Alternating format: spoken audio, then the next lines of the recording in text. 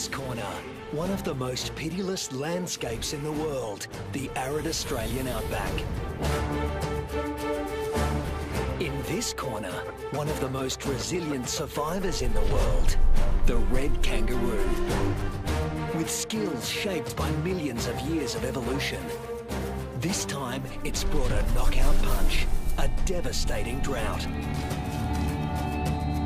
As thousands succumb to dehydration and starvation, one remarkable kangaroo may be on the ropes. Can he make it through hell on earth? Or is this one fight even the red kangaroo can't win?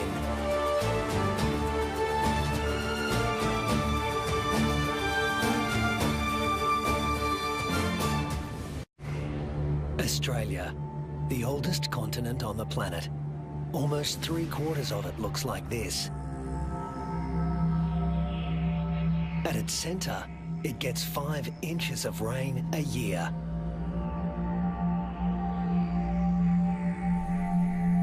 The mercury can hit 110 degrees Fahrenheit. But the hardest part for those who live here is the climate's unpredictable personality. This is a place where there are no true seasons, only moods. To make it here, you need to be able to roll with the punches and shift gears in a hurry. The acknowledged master of that art in the Australian outback is the red kangaroo, the largest marsupial in the world.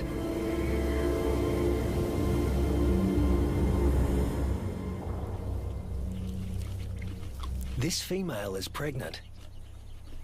Red kangaroo females are almost always pregnant. They've evolved to adapt their reproductive systems to the unpredictable whims of the environment.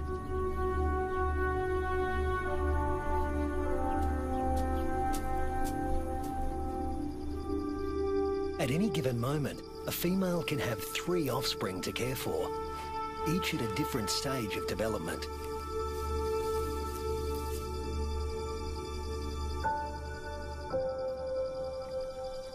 This is number 1, the peanut. After 33 days developing in the womb, the newborn emerges as a blind, hairless, pink creature, roughly the size of a peanut. We call him Rusty. There's virtually no sign of the powerful hind legs we all associate with the kangaroo. He uses his arms to make the grueling trek up the belly to his mother's nipple, guided solely by instinct and smell.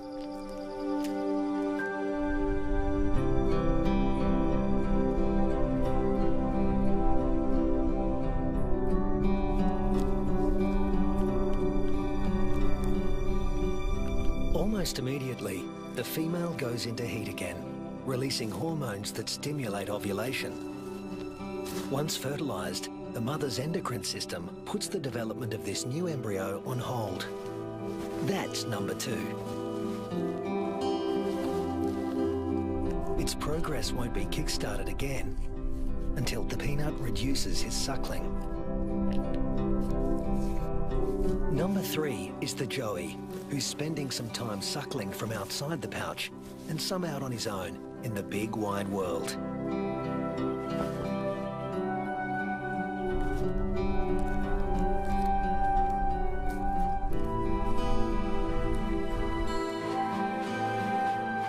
The female is a living assembly line of young at various stages of development. But when times are hard, the system has to be ruthless. She will cut off nutrition to the peanut in her pouch, and when it dies, she'll restart the embryo's development to take his place.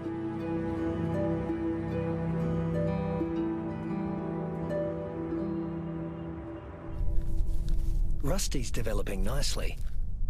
He's beginning to resemble something like a baby kangaroo.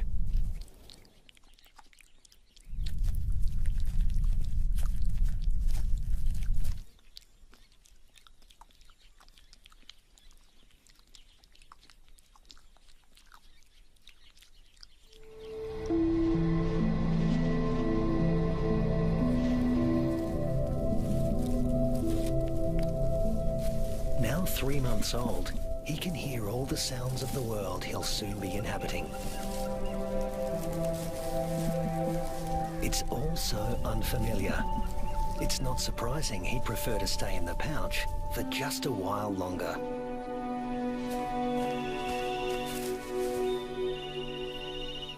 There's plenty of...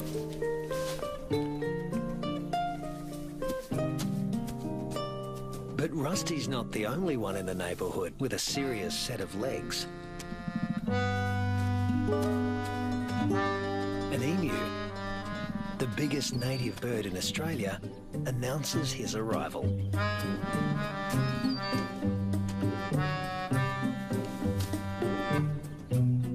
His skirt of feathers absorbs 80% of solar radiation, leaving the skin underneath cool. And this dad needs a cool head. In the emu world, dads take on all parental responsibility. The chicks will be under his wing for 18 months. Not exactly the red kangaroo way. Males are pretty much deadbeat dads. They leave as soon as the young are conceived. Rusty also still relies on his mother for food and protection, so he tends to stay close. But apparently he's also got an independent streak. Maybe there's even more fun out there. Soon he leaves the rest of the mob and is in uncharted territory. Not a good place for a baby kangaroo to be.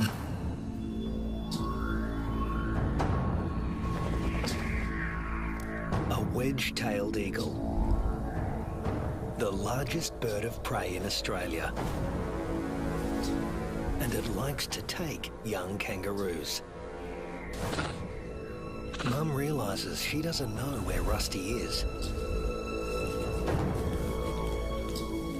But the eagle does.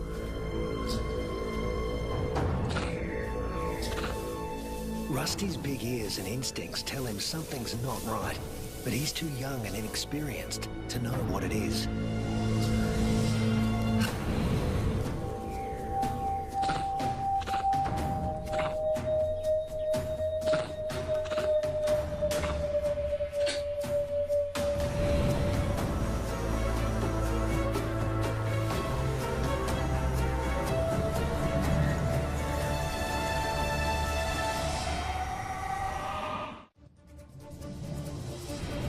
No sooner has Rusty left his mother's side than he's in trouble. With the bone-crushing power of her talons, the eagle could seize Rusty and drag him to his death. But suddenly, there's a flurry of panicked activity nearby. A rabbit is running for its life.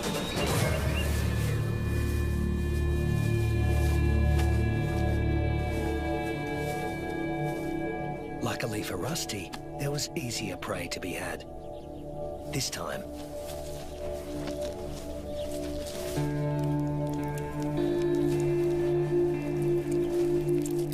red kangaroos and wedge-tailed eagles share the same territory. And when the eagle has a chick to feed, the hunting never stops. More than 10% of the eagle's diet is kangaroo.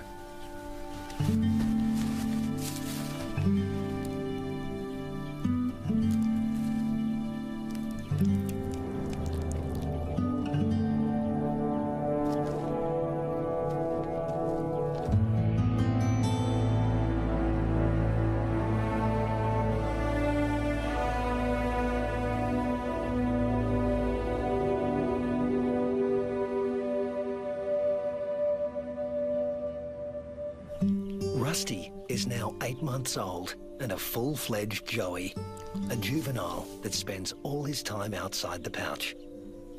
In a few months, he won't have Mum's milk to rely on anymore.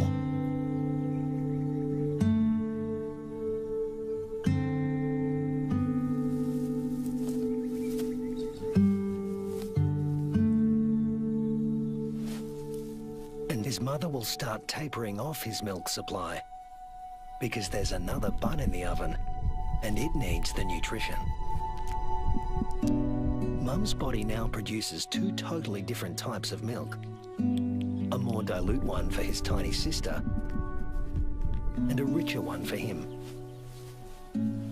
Each dispensed from its own nipple.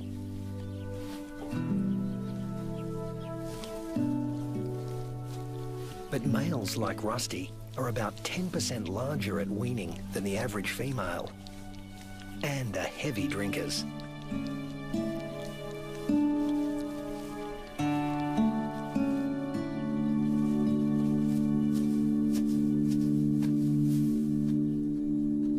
This is the kangaroo version of tough love. Rusty's mother cuts him off completely. Her milk is needed elsewhere. And Rusty is off to explore his wider world.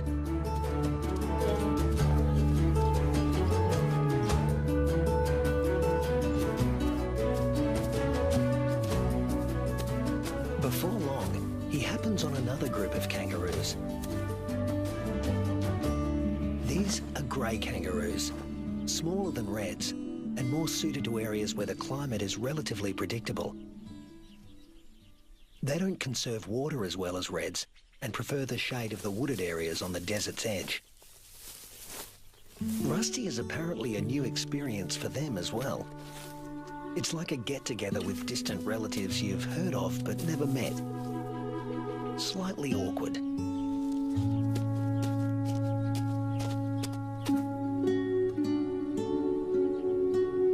And here comes another branch of the family, wallaroos. Marsupials somewhere between red kangaroos and wallabies in size, who frequent the rocky outcrops looking for shade and water. If you live in a desert, water is a treasure, and its presence is never guaranteed. With no true seasons in this part of Australia, the only certainty is unpredictability. A waterhole is a gift from the heavens for many creatures. Emus, reds and wallaroos all gather to drink. But the relentless sun is turning the mud around the waterhole into clay, laying traps for the unwary. Rusty is not driven by the same intense thirst as his grey cousins. Reds have a kind of super kidney, which concentrates their urine, so they hold on to more water. While the greys have to drink more regularly. Their thirst sometimes drives them to unwise decisions.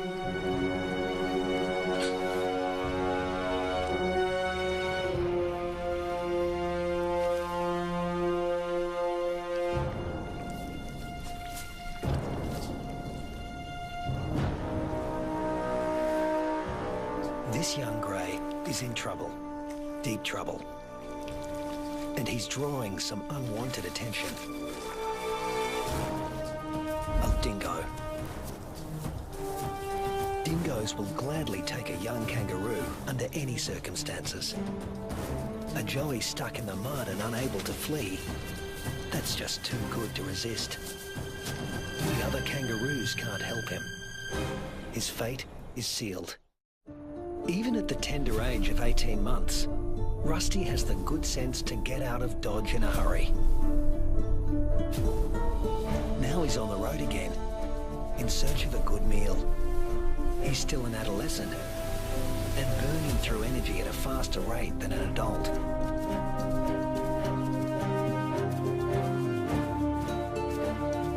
Kangaroo mobs can number in the hundreds, but this one is relatively small.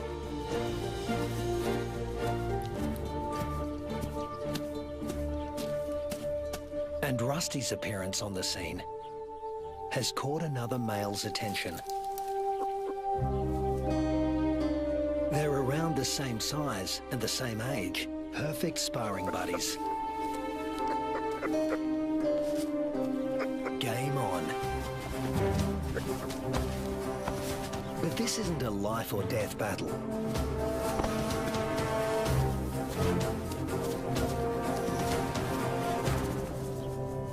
What they learn here will be crucial in later life, when the stakes are higher.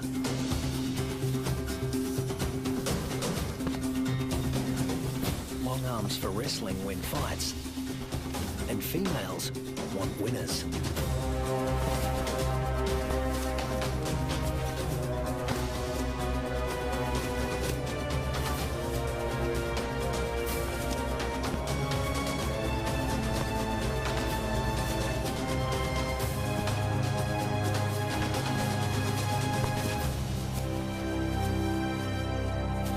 Rusty doesn't come out on top this time, but the boxing experience is invaluable. At this age, the learning curve for a kangaroo is steep and full of surprises. A sudden rustle in the dry grass spooks the gang he's hanging out with.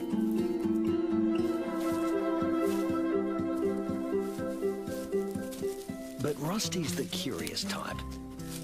A shingle-back lizard, heavily armoured and with a thick tail that looks a lot like its head. Thus its other name, the two-headed skink.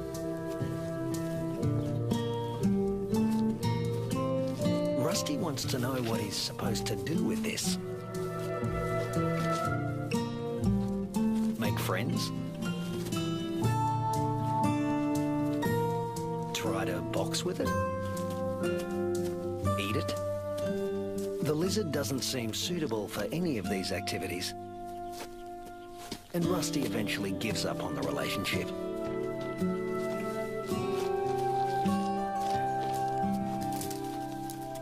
This part of the Central Australian outback has been hot and dry for weeks.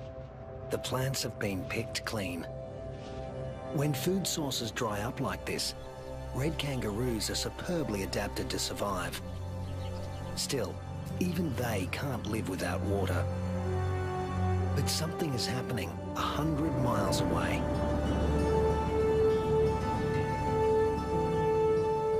Where the sky has opened up and torrential rains are soaking the parched earth. These waters will end up in the Channel Country and be funneled inland hundreds of miles away from their origin. The channels are dry now, but because the region is low-lying, they won't be for long.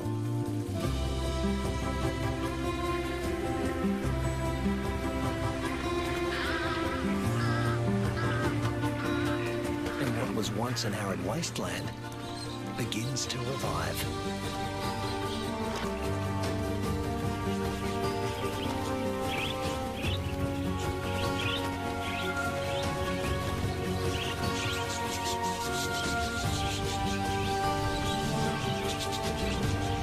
From the swirling flocks of budgerigars to the dingo mum and her pups, all are drawn to the life-giving waters. The young eagle flexes its new feathers, and a young kangaroo celebrates in her own playful way.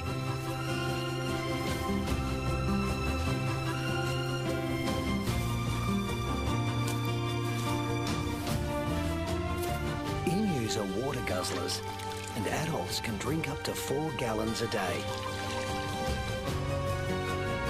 Like all emus, the chicks revel in a cooling bath.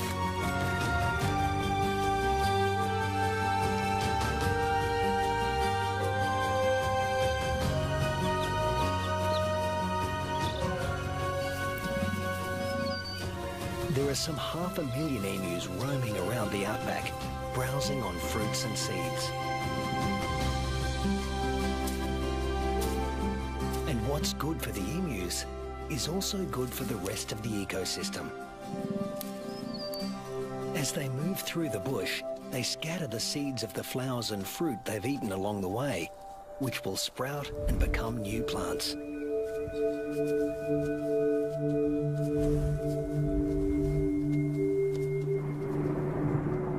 The weeks turn into months. Rusty Red kangaroos are built to get where they want to go.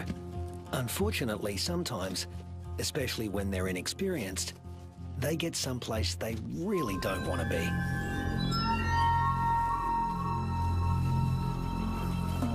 The inland taipan is the most toxic snake on Earth. There's enough venom in one bite to kill 100 full-grown men.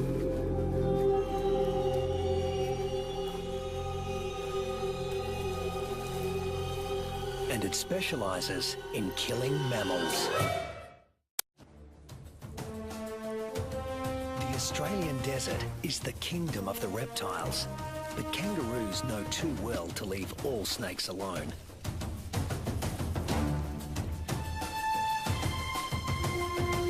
Brown snakes kill more humans than any other snakes in Australia.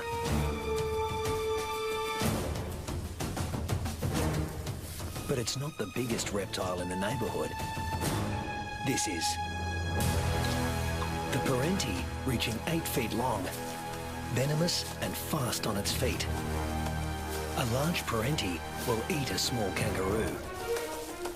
But today, it's got its eye on an eastern brown snake.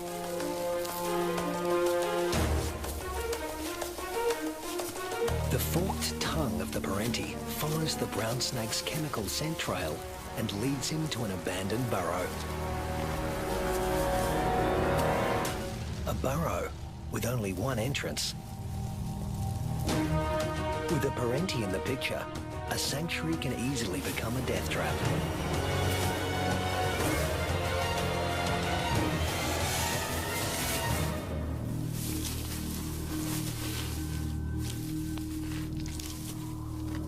The body of one fearsome reptile disappears into the body of another.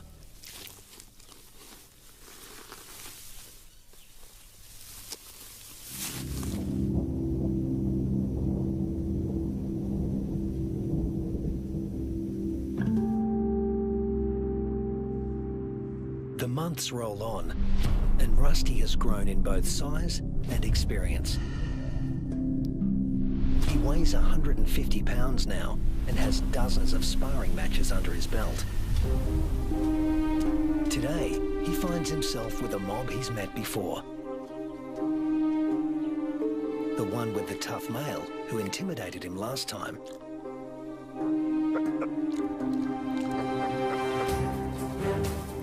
But that was 5 years ago, and Rusty's not running away this time. Each tries to attack his rival's head. Each instinctively keeps his own head back out of range. Although highly ritualized, fights between dominant males can mean a future as king or a loner, depending on the outcome. Testicles can be retracted. Don't want those damaged. Rusty, with the darker fur, is putting up a good fight, but the alpha male is more experienced.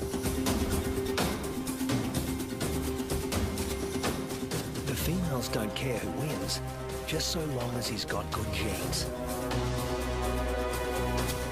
But Rusty is younger than his opponent and in top fighting form.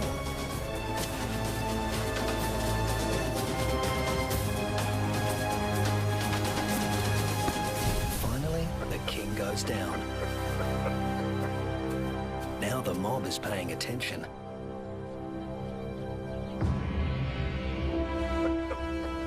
Rusty's the top male now, and to the victor go the spoils.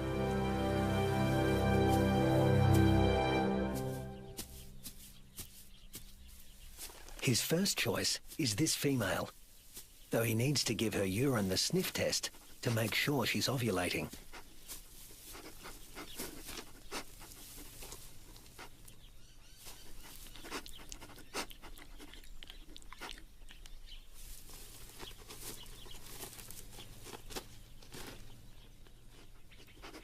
She's ready.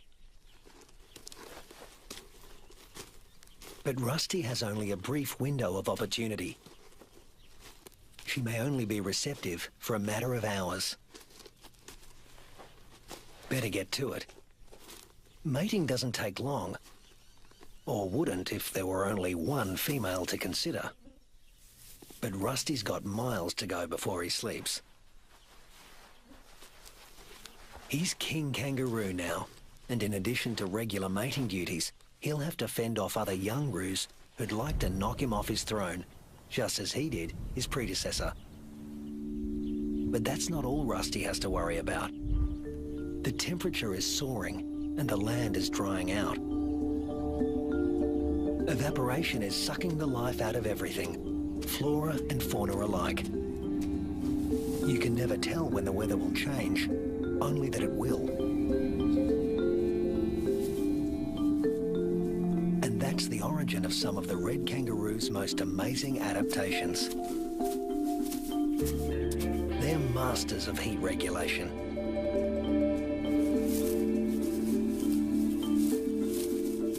The fur on their backs reflects about 30% of incoming heat and keeps their skin cool, the blue parts of this thermal footage. Spreading saliva over their forearms cools the blood, which has been brought close to the skin surface via a dense cobweb of capillaries.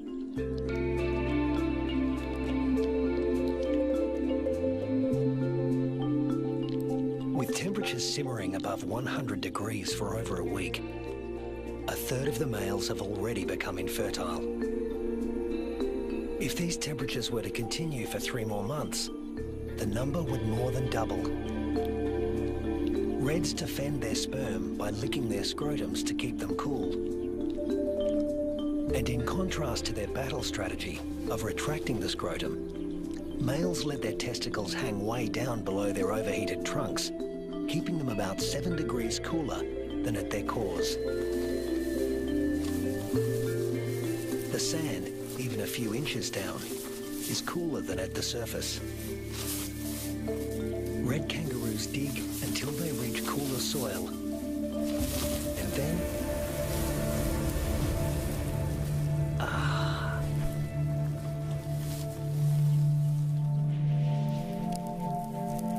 It hasn't rained in months now.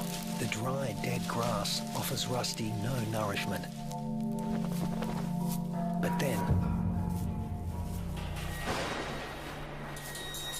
Unfortunately, these are dry electrical storms. No rain will come from them. But something else will. Something worse than hunger.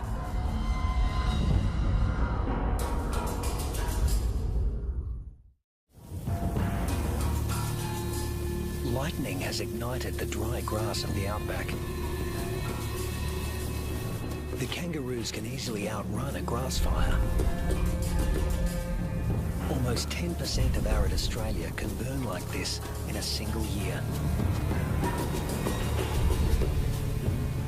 In a matter of hours, the fire consumes what little forage there is. Rusty has to move on. But there's really nowhere to go. Not this time. Parts of desert Australia are in the grip of a once-in-a-century drought, while heat waves smash temperature records.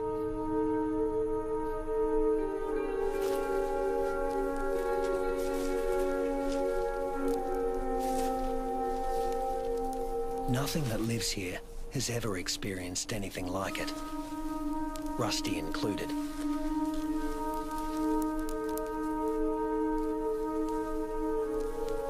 Some are suffering from severe malnutrition and dehydration. But if anyone can survive this, it's a red kangaroo. Human bodies are about 60% water. Rusty's is over 70%. Even in a heat wave like this, he can survive levels of dehydration that would kill most humans.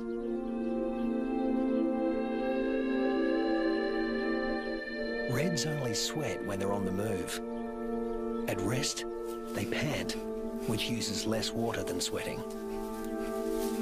Raising their breathing rate to over 200 breaths a minute reduces their deep body temperature and cools their brains.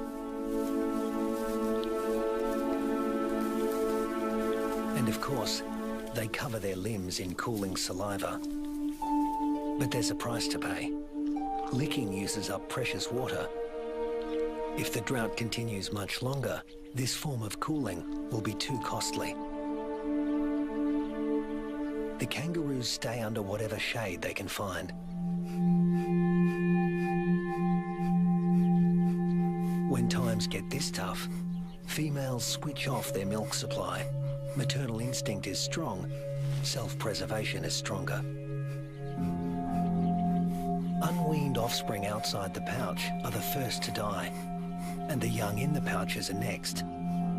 As it dies, the female reactivates her waiting embryo. But if the drought persists, it too will die, and she will stop reproducing altogether. Even Rusty, one of the strongest, is in trouble. In these conditions, the males are the first to succumb, especially the largest, who, like Rusty, need more food.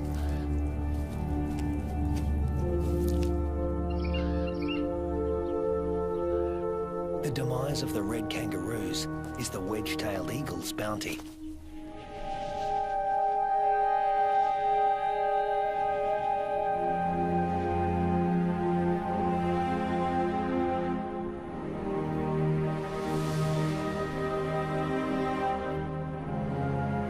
And it's not just the kangaroos that are suffering. The drought is taking its toll everywhere. Predators turn on each other to protect a tiny piece of rancid meat.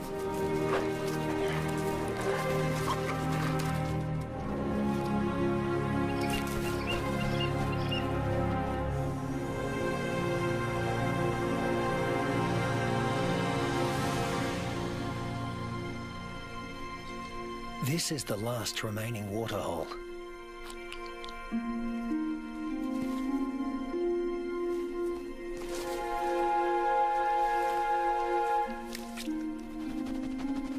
It's stagnant and salty. Ordinarily, the animals would never drink this water.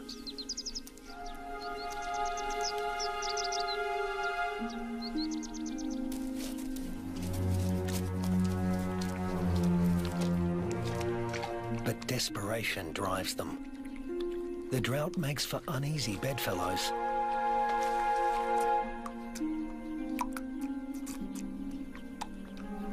This is a sign of things to come. Heat waves in Australia are becoming hotter and more frequent.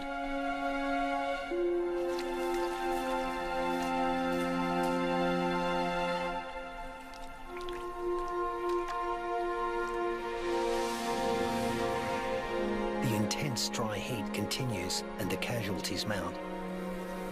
Among them are many of Rusty's offspring. In some parts of these desolate lands, drought can kill 8 out of every 10 kangaroos.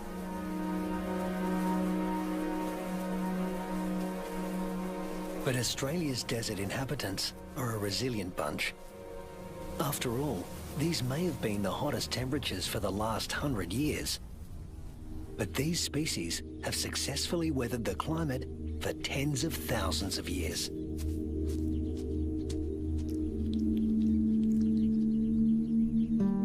And Rusty is still here, conserving his energy and biding his time. A change is going to come. It always has. After 12 months of merciless drought, the landscape is dotted with the remains of those that couldn't hang on any longer. But in the Australian outback, all bad things come to an end. Eventually.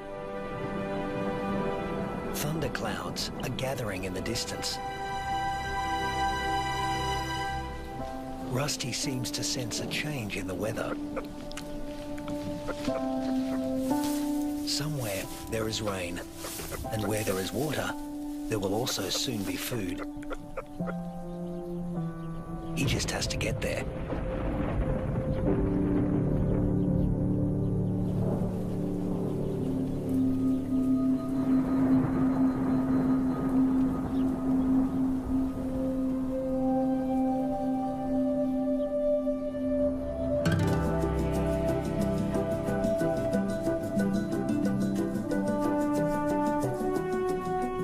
With what remains of his ebbing strength, Rusty heads in the direction of a storm.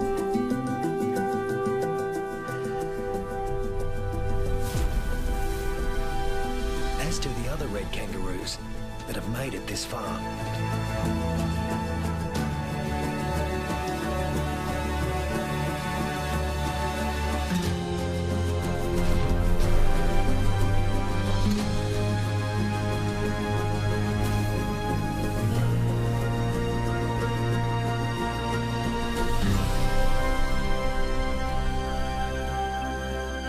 When Rusty reaches the area watered by the storms, he finds a world restored by rain.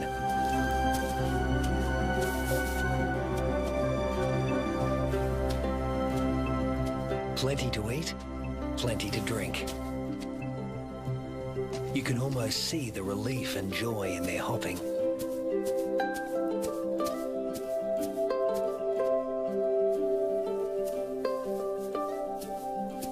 They will stay here and take in the nourishment.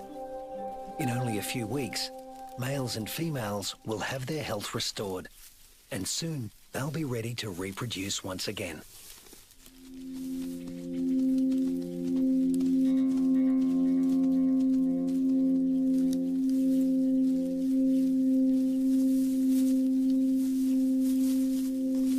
But before that can happen, they have to make it through this. A pack of hungry dingoes.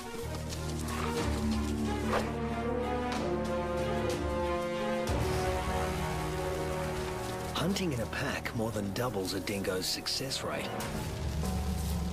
Normally, they go for the weakest kangaroos in the group. But a pack of this size can take down something bigger. Something like Rusty.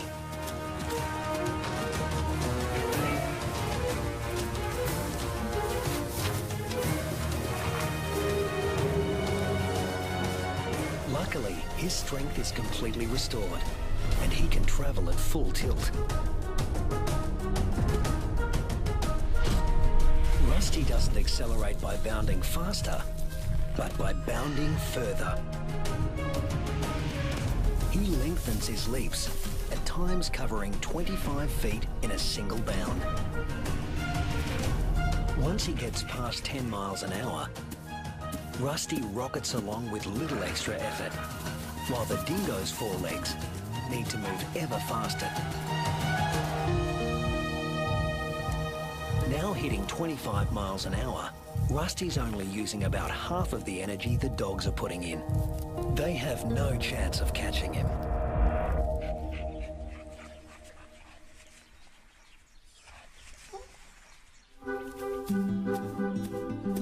Now Rusty can turn his attention to replacing the offspring lost to the drought.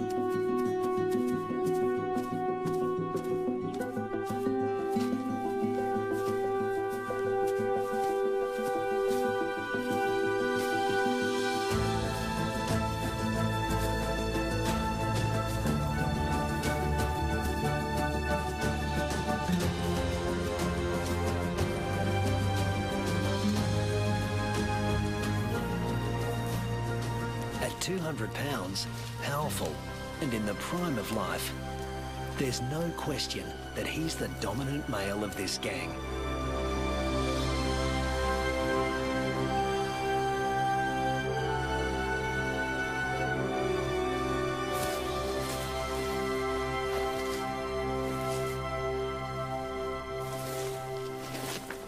The young he fathers will need an advantage to survive a world as harsh and unpredictable as this one.